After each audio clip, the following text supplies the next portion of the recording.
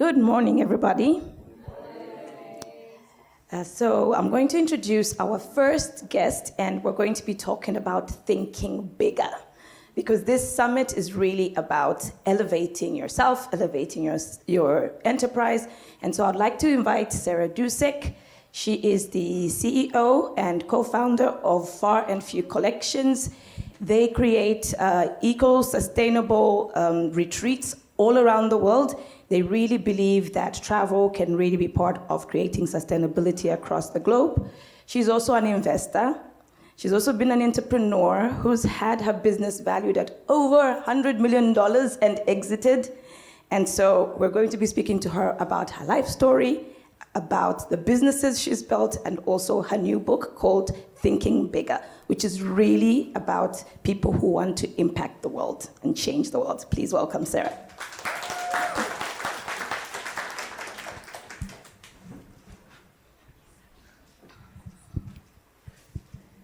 Morning. Good morning.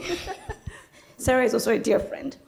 So I do know her life story, but I think it will really be fun to dig in a little bit.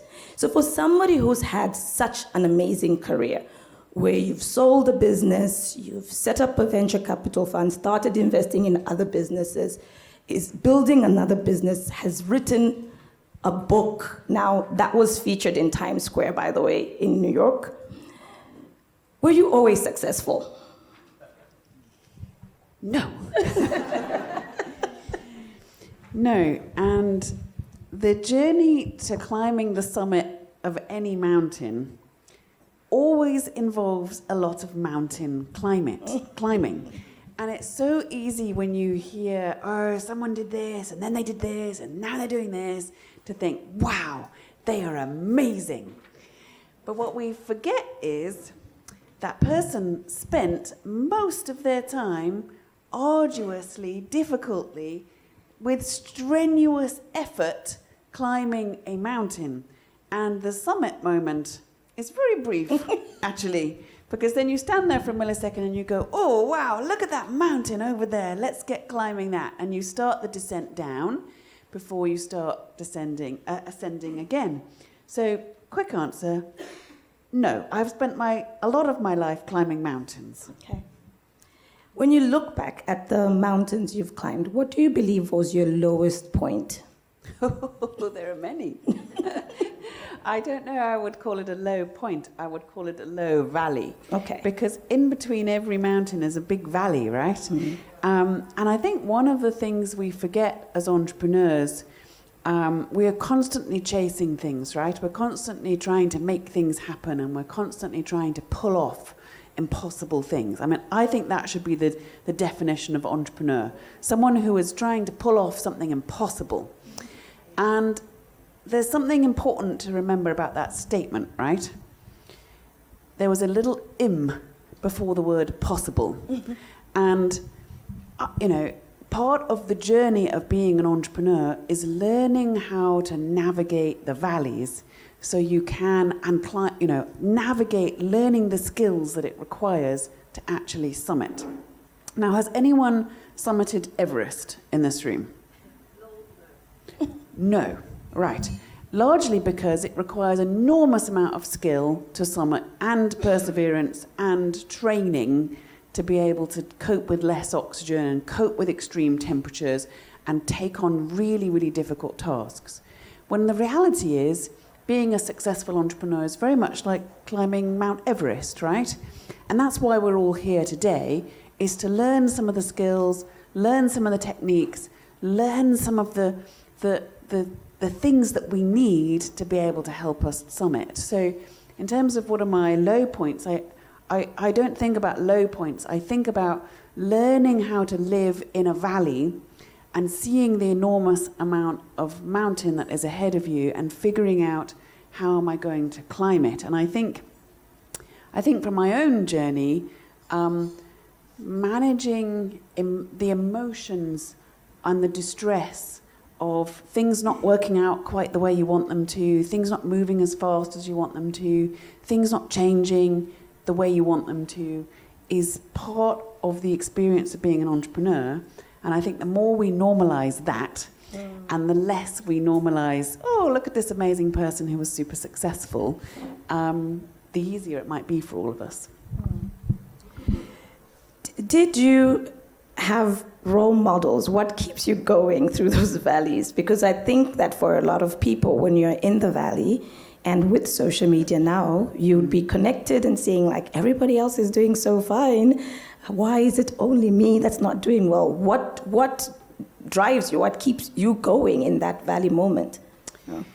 That's a great question. And I think particularly for female entrepreneurs, historically, we've had very few role models. We've had very few role models of other women who've been exceptionally successful. And we've not had a lot of leadership in this space that says, this is what it took, this is how they did it. And I also think there's been a lot of lack of transparency around how somebody's journey unfolded. And that was really one of the reasons I wrote the book that I wrote. After selling my company Under Canvas, which we did sell for over $100 million in 2018, we moved down here to the continent to start working with female entrepreneurs in particular, and we've been working together for the last 5 years to figure out how we make it possible for more women to succeed and for more women to access capital and to grow and scale and build big businesses. And one of the things I realized over the last few years was that many of the things that I didn't know on my own journey, most of us actually don't know. And that the world of building something big, the world of being funded to build something big is all quite a mystery. So trying to understand how people actually built something big is a bit of an anathema. And nobody, everybody likes to say, this is my story and here's how I did it. But nobody really gives you any practical, tangible tips that are really relevant for your business to help you do the same thing.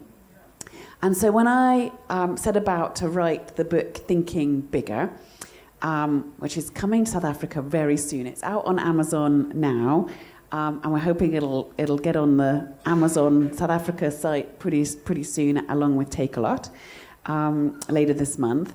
But one of the things that was really important for me was not just to tell my own success story, because anyone can do that. Anyone can write their reflections on their own journey. But to really create a very practical guide for you and for me to understand these are the building blocks. These are the really crucial things that we need to know to decode some of the mysteries about how you build something big. And so that was why I wrote the book. That was often I have found that African entrepreneurs have not been thinking big enough. I have met so many entrepreneurs over the last 5 years who've told me their big grand plan to do $1 million of revenue in the next 10 years. And investors are looking for companies that are going to do $100 million of revenue in the next 10 years, not $1 million. And so there has to be a little bit of a shift, right, in terms of how big we are thinking. How big is big? Because I know $1 million is a lot of money, and I know what it takes to do $1 million, 17 million rand. That's to do a lot of revenue to be that big is not a piece of cake. That is not simple to pull off, right? But there's something, that's why AI is so interesting. We're going to spend a lot of time talking about AI. But we have to start thinking about, and that analogy is really great, right? The lily pod analogy. How we start thinking about escalating growth and not just 10% a year, 20% a year, but, this exponential sense of growth. And what are the building blocks for making that happen? And so that's sort of why I wrote the book, because of a lack of role models and a lack of practical information out there about what it takes to build an investable business, what it takes to build a big business, and how you can decode some of these things into your own business to help you think about scale and growth. Fantastic. Did you always think big? No, definitely not. there was a moment in time, though, when in the early stages of building my company in the US called Under Canvas, and we built large-scale tented safari-style resorts in the US, outside of national parks. But when we started, that wasn't my business model. When I started, we started with 4 tents on my husband's farm, trying to create an experience on the farm, out in nature, out in wilderness, that we hoped people would come and enjoy their time in Montana, in the wilderness. And when we started, all we were thinking about was earning a living. All that we were trying to do was survive. Like many of us here today, was survive. Can we put food on the table, keep a roof over our head, build a business that is generate some income for us to live off? And that was it. But as we started to build this teeny tiny little business, and then we realized, oh, this is not working. This is not actually going to provide enough of an income. This is not actually going to help us keep a roof over our heads. There is not enough demand. We're not going to be able to generate enough revenue for us to have a life that we want to have or need to have just to survive. It forced us to have to think differently. It forced us out of, okay, lifestyle survival mode, and made us think, okay, this business doesn't quite work like we hoped it would work. So we had to pivot.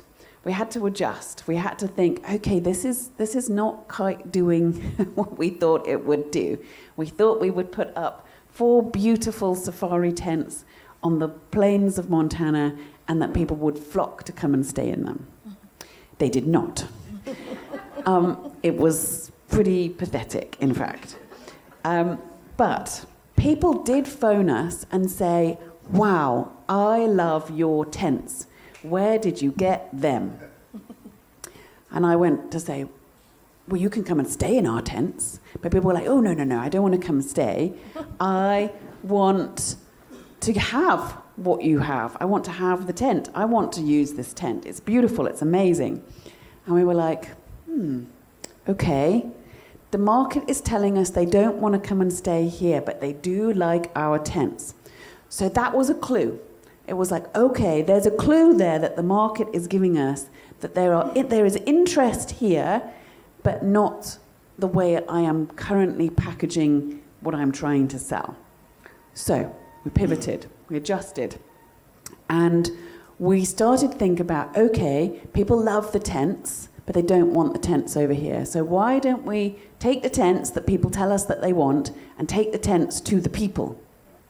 So every time we got a phone call, we decided, okay, let's start an event company where we would rent the tents, take the tents to people's weddings, people's family reunions, people's family gatherings, or whatever music festivals, whatever it was. We would take the magical tents that people were loving and telling us that they loved and take them to them, which actually was much more successful.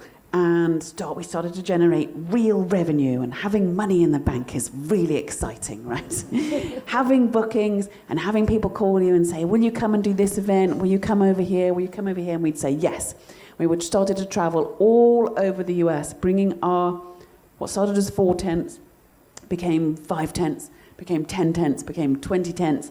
And suddenly we had a little fleet of tents doing event rentals. Which was a great little business. But we suddenly realized it was really difficult. I don't know, any of you probably experienced the same thing. It was really difficult to drive our sales. And by that, I mean, we literally had to wait for people to call us to go out and take our tents to them. So whatever I did, whatever I tried, however many beautiful pictures I put up on Instagram, however an amazing website I had, it was really difficult to figure out how to secure our revenue every year. So every year it would be really hit and miss. Every year we never knew how many phone calls we were going to have, how many people were going to want to have events like this and use our tents, and it was just a little bit hit and miss. So again, the business having some revenue, but not being very consistent, not being very, certain, forced us again to pivot and forced us into a position where we thought we're going to have to do something different in order to try and build a business that has some consistency, has some reliability, and that could do more revenue than we're doing right now. And we ended up being able to do about $1 million of revenue, reasonably consistent year over year. But it was always kind of like where that revenue was coming from, nobody knew. It was always very random. So it forced us back into a place of, can we think differently? Can we think bigger about how much revenue we could possibly do? Because once you start driving revenue, it's kind of addictive, right? You're kind of like, oh, I'm onto something. This is great. I've got a bit of momentum. And once you've got a bit of momentum, it's quite natural to want to have a little bit more momentum. So I didn't start thinking, I'm going to build a $100 million company. I didn't start there. I started with, can I create a income for my family? Can I then build a business that people actually want and we can drive some revenue? And then I started thinking, can we actually control the revenue that we do a bit more? Can we have a marketing strategy and plan that actually helps us execute on driving more growth? And with that business, we realized we really couldn't. It was really, really difficult to put money into marketing and see a return, which meant, okay, I don't have a scalable business. I don't have something that is very easy to grow and scale, which forced me again to go back to the drawing board, to pivot and to think bigger. And so thinking bigger for me has always been a bit of a journey and a bit of a realization of understanding what big looks like and understanding the connection there with scale. That's very interesting. I think that for a lot of entrepreneurs, sometimes they get nervous about pivoting because one, they might be thinking, oh, what will my friends think? They've known me as the person that does tents, and now I'm doing events, and now I'm changing to something else. What would be your advice around that kind of thinking? Yeah, I mean, I think every entrepreneur is always trying to find what we call product market fit, right? That's the very essence of trying to build a business that has scalability, has consistency, is going to last. Because if you don't have a business that people want and that people are prepared to pay you for, you really don't have a business, right? So finding product market fit as fast as you possibly can is really the essence of what it means to be a potentially successful entrepreneur. So if you stick with, well, this is what I do, if we had stuck with, well, this is what we do, we have tents, 4 tents in the middle of the prairie in the wilds of Montana, and this is what we do, I wouldn't be sitting here today. I wouldn't have built a business that was worth over $100 million. I wouldn't have become an investor. And life is a journey, right? And we are always growing, we are always changing, we are always developing, and our businesses have to do the same thing. They have to constantly, a bit like the horse picture. If we had said, well, we're a town that only allows horses to ride on the street, the town would never have grown and developed and changed and evolved because of the new car that was coming to the market. And the world is always changing. And it's up to us to adjust and keep up and figure out where the opportunities lie. Could you give us some insights into the formula for thinking big? 1, 2, 3, we will buy the book. Yes, everybody promise to buy the book. The whole formula is in the book. The whole formula is in the book, so we're just going to touch on the tip of the iceberg. Secretly, I don't know that there is a 1, 2, 3.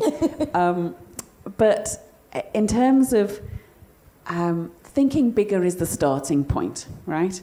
Thinking bigger has, and that's been interesting for me. Every time I think about thinking bigger as a formula for getting unstuck. So it's very easy in business to get stuck where you are or to plateau at a certain point in time. And when you take a step back from that and say, and ask myself the question, what would it look like to think bigger? What would it look like in this scenario to have a bigger business? Then you start to ask different questions of the business. And so for me, my book is broken down into 10 chapters, not 3 magic points, but we've got 10 chapters. And each chapter is a building block for thinking bigger. Is a building block for thinking about what it takes to build an investable business, to build a business that might have value to someone else one day, that they might want to buy from you. And I think that's an interesting thing that we often forget as entrepreneurs. We're often worried about how much revenue we can drive, how much income we can create, how good of a lifestyle we can create for ourselves. But actually, building a business of scale, actually building a business of significance is a bit like building a home. So when you think about your home today, chances are you will realize that that home is an asset, right? And there's often a desire amongst all of us, and many of us rent homes and many of us own homes, but we understand that a home is an asset, that it has value, that at some point in the future when you sell it, and particularly if your name's Barry, because Barry's going to help you, that you're going to be able to sell your home for more than you paid for it, and you'll be able to make home money from the asset that you have. And a business is the same. A business is an asset, and how you build it and how you build value in it is what will make it one day something that potentially could be sold to something else for value. And so thinking bigger is one of the foundations that allows us to think about building something that has worth, not just today, but some point in the future. And building something of worth. Just like you might build a home and understand that if you add a bedroom, you add a bathroom, you renovate it, you create value. My book, Thinking Bigger, takes us through the 10 chapters that line around what are the things that help create value.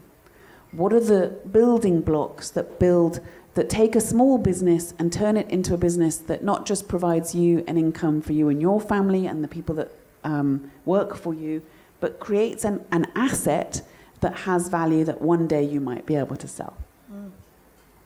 Do we have any pressing questions from the audience? Yes.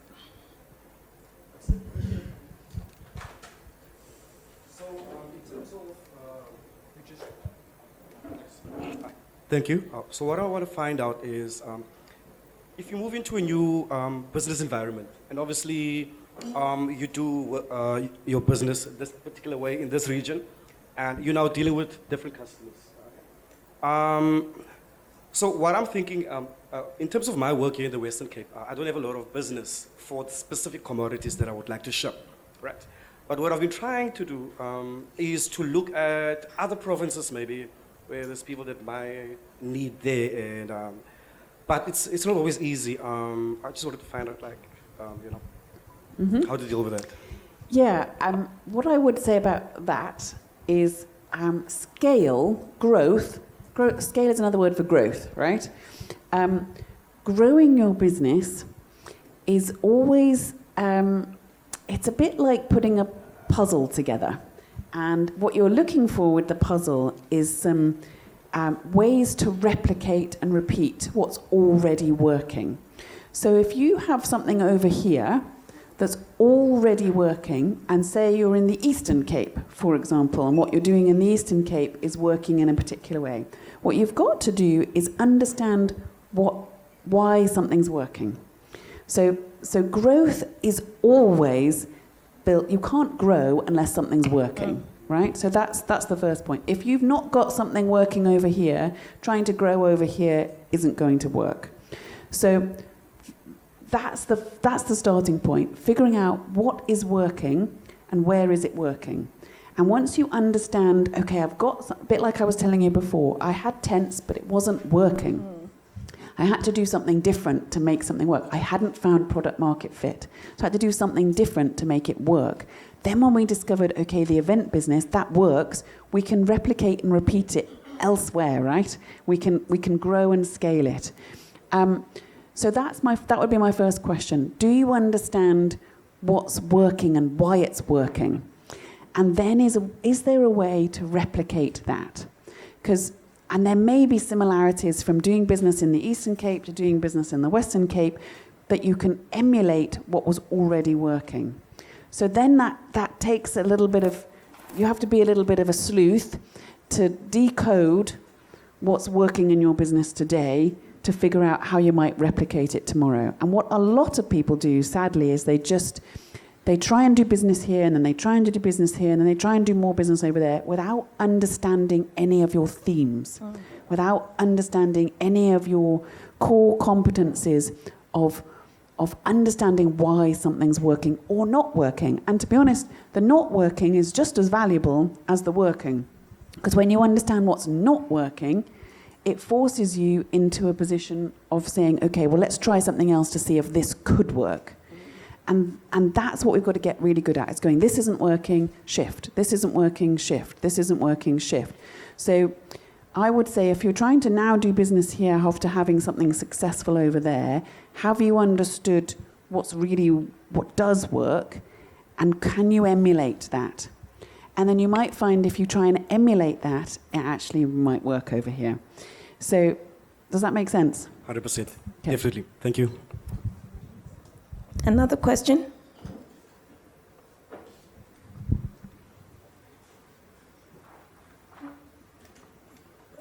Thank you so much for giving me the opportunity. First of all, I just want to ask, it's not really a question. I think it's really weird how I thought about it when you're talking. Has your story been featured in some book, not your book, but some other book before? My story's been featured all over the place, so Okay. you may have seen it somewhere.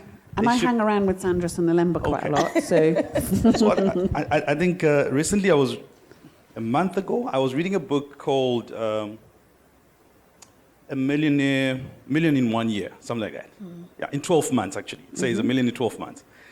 There's a story about the tents.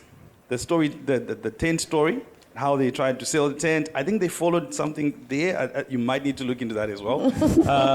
It really was like, am I reading the book now, or I'm here? You know, so I really got amazed there. But my question is, what are your habits or your go-to place when you really want to do the thinking big situation? Because definitely every day we are busy. You know, you've got appointments, you've got meetings. What do you do to get your mind into that space, into that zone? Great question. And maybe just to follow up on the first point that you just said, I think that's an interesting clue for you. Like when you said, I think I've heard this story before, or there's something familiar that I am connecting with, that I've read something before.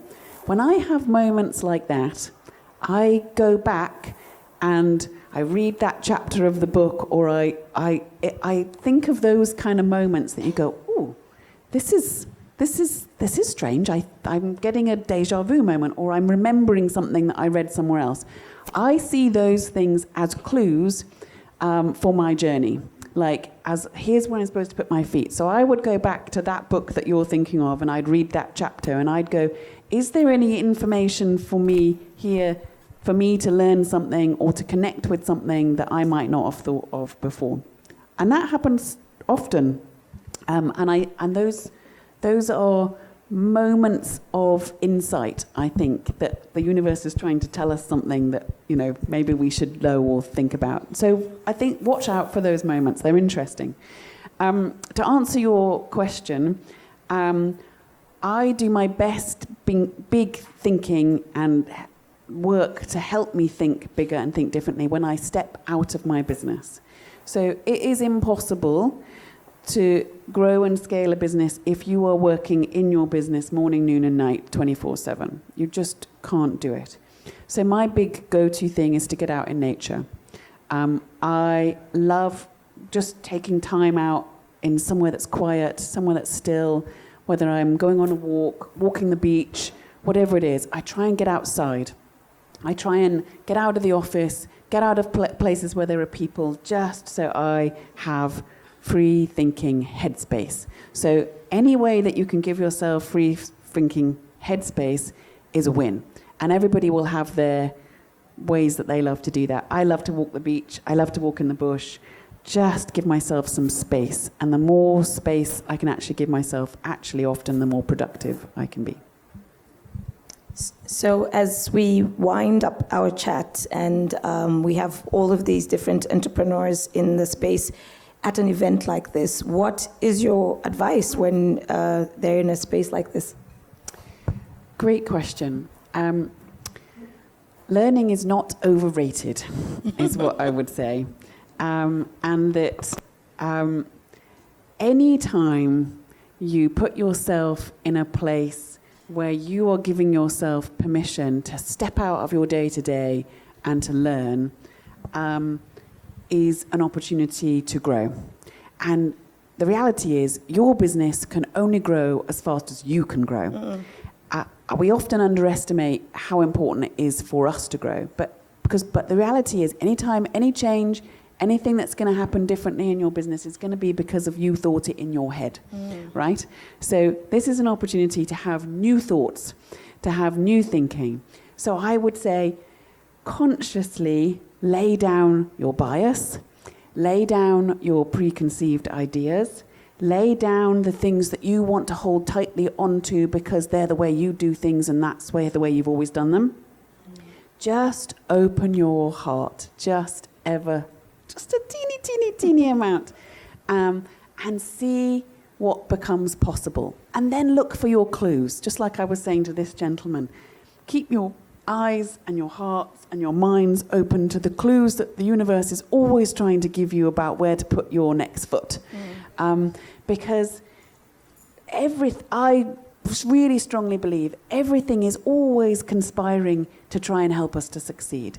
I believe the world is a good place, right? And that good things are always waiting to happen to us. And so I think about life as a little bit of a puzzle, a little bit of a mystery that's constantly trying to be decoded.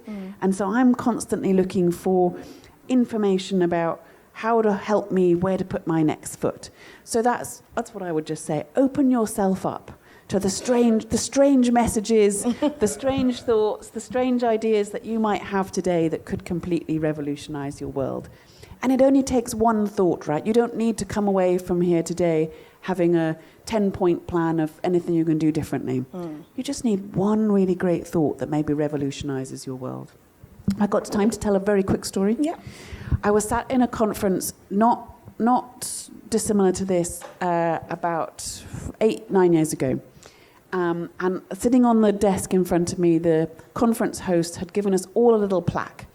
And on the plaque was the question, what do you want? And I stared at this thing. This conference was 3 days long, and I stared at this thing for about 3 days. And I kept ignoring the question. I was like, I've got lots of things to listen to, lots of things to learn. I'm just busy writing notes and on all sorts of things. And this question, it was like this thing was on fire. It kept looking at me going, what do you want? What do you want? And I kept saying, I don't know what I want. I don't know. That's not a question I'm used to answering. There was that question standing in front of me, asking me, what is it you really want? And by the end of the conference, I was exasperated with this sense of this constant recurring question that was going on in my head. And I started to write it down. I started to write down what I wanted. I just let my pen go crazy. And I actually gave myself permission to answer that question. I don't know why I didn't feel free to answer it. I just didn't.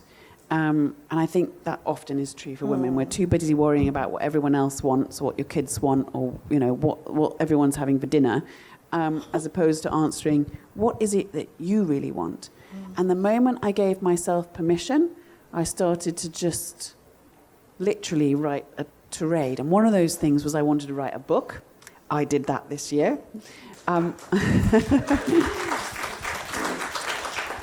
One of the things I let myself say out loud was that I one day wanted to sell my company for $100 million. It was 18 months later that became a reality. But I really think there is a connection between owning what you want, being clear about what you want, and taking the steps to then make, I don't believe in magic in the sense of if you just say it out loud, it'll just happen. That's nonsense, right? But getting really clear about what you want, getting very focused then on, okay, books don't write themselves, for example, right? To have a best-selling book, you have to physically write the book. Same with a business. You want to have a business that sells for $100 million? I went to absolutely mental, being very focused on taking all the steps I needed to take in my business to make that a reality. And I did it. And so that's what I would say to you too today, is be very intentional, whether that's with one question, one takeaway point, one answer. You just need one good thought. And that one good thought I had from that conference I went to 8 years ago helped me solidify a whole number of things that were really, really crucial in my own development, in my own life. Thank you very much, Sarah. Please give her a round of applause.